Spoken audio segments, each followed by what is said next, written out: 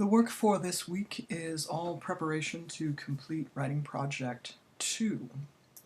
First, you have a 10-minute brainstorm. You are to make at least 3 of the lists requested below, and you are to do that in 10 minutes.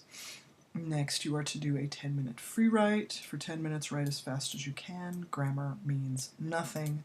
Word count means everything. In 10 minutes, I would say you could get out 1,000 words. Do your best to get there. Don't stop, don't pause, don't read what you've written, don't worry about where you're going, just write. The topic for your free write will be shown to you once this timed writing exercise is opened. So once it's opened, you will read the topic and write as fast as you can. Again, the whole point of free writing is that you do not censor yourself. So whatever springs to mind, just write it down. Don't censor yourself, don't delete it, don't edit it, don't worry about spelling, don't worry about punctuation. The whole point of free writing is practicing getting the idea out. Allow your mind to explore whatever idea draws itself forward. And if it ends up not being about the focus of the topic, that's fine. Just keep writing. Word count means everything. Don't delete a word. And then last, second to last, journal. You need to write on your progress at least 500 words.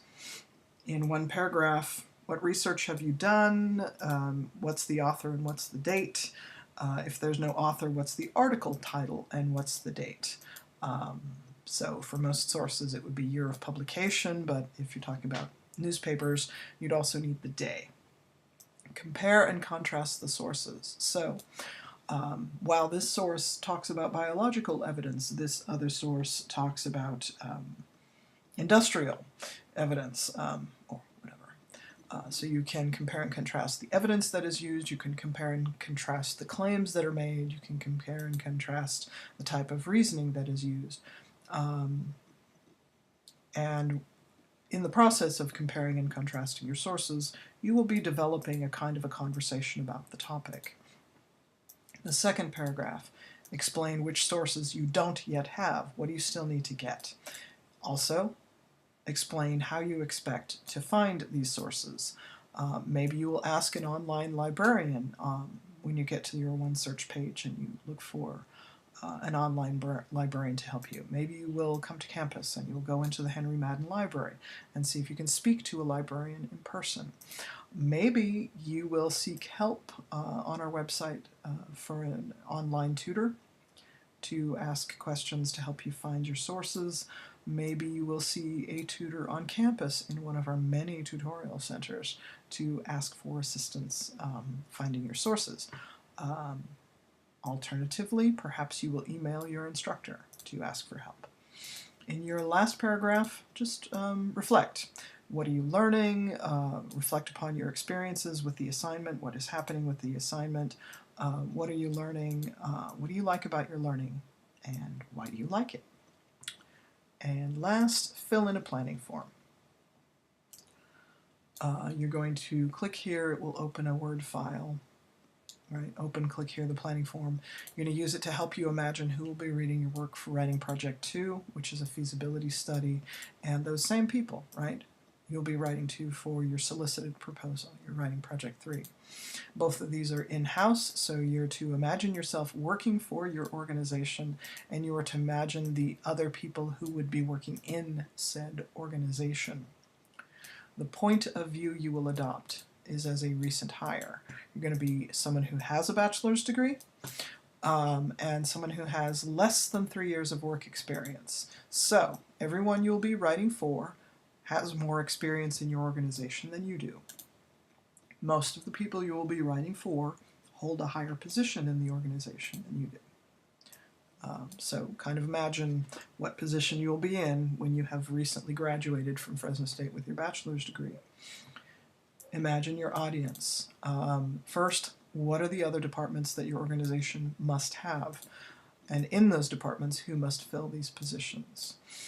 You should have some online research. Find organizations online that are like the one that you have been given. Go to the About Us page if there is an About Us page.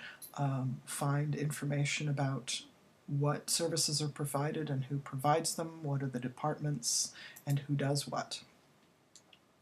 Learn about the different sorts of jobs that people fill in your type of organization. You should imagine two primary groups of readers. That would be managers and experts, or managers and technicians. The experts are very often the people who make decisions and the people who guide others in carrying out those decisions. But you should also imagine other readers in your organization because they will be called upon to evaluate your writing project. If you work in an organization, a lot of people will have input about what you say, about the quality of your research, about whether or not your suggestion would actually work, and also about how it could be carried out, what kinds of organizational changes would need to be made, who would need to do what.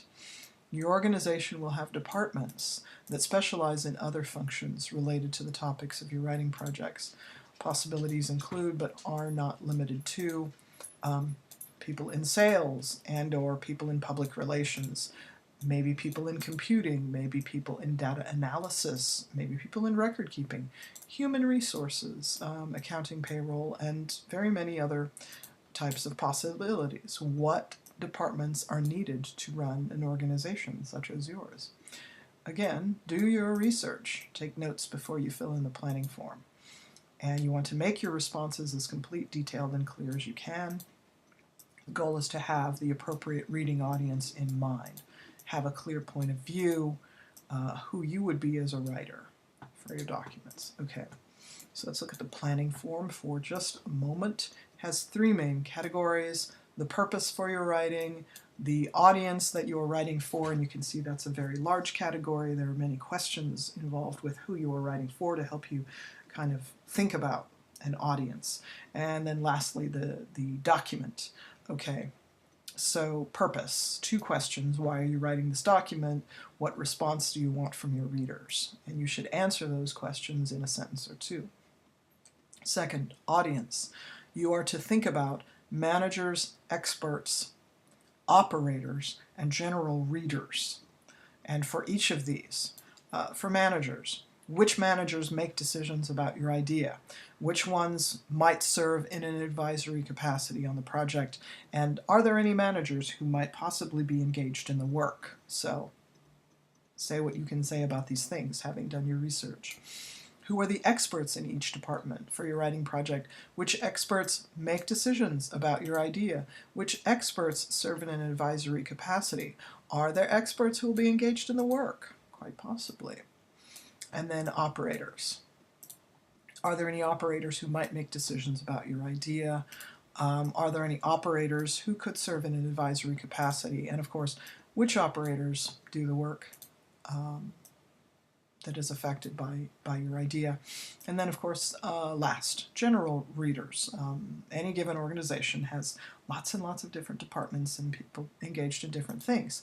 So the general readers will need to have knowledge about your idea. Okay, so are there any general readers who make decisions about your idea? Are there any general readers who might serve in an advisory capacity on the project? They might have suggestions, they might know things about the organization that you possibly don't know, and they can make suggestions, changes, talk about ways of doing things that will work given their own knowledge of the organization. And are there general readers who will be engaged in the work? So I want to think about these things. Anyway, and there are more questions to follow, and you should read this form pretty closely and to the best of your ability answer each question clearly, in a detailed fashion, somewhat detailed fashion. This one here, primary audience, number 4, it says, what features of this person's personality might affect his or her reading? I would say don't go to the quirky person who can only ever talk about chocolate. Don't do that. Think about diversity here. Assume that when you are writing anything for business or technical writing, that you need to be very inclusive and show your understanding that everybody's making a contribution, no matter what their status is in the organization or socially. And last, the document. And these questions, a lot of this is going to be answered in your book chapters and in your instructions. But demonstrate your knowledge of that and fill those things out. Good luck.